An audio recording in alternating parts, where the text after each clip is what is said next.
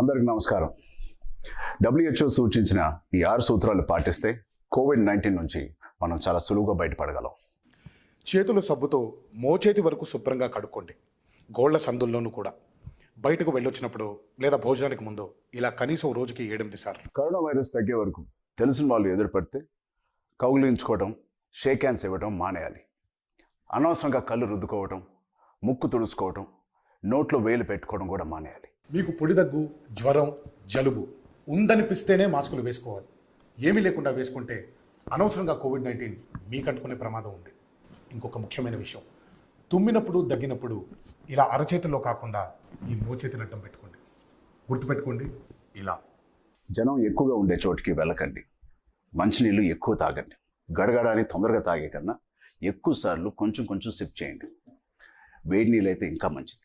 వాట్సాప్లో వచ్చే ప్రతి వార్తని దయచేసి నమ్మేయకండి. వాటిలో నిజమేంతో తెలియకుండా ఫార్వర్డ్ చేయకండి. అనవసరంగా ప్యానిక్ సిచ్యువేషన్ క్రియేట్ అవుతుంది. ఇది వైరస్ కన్నా ప్రమాదకరం.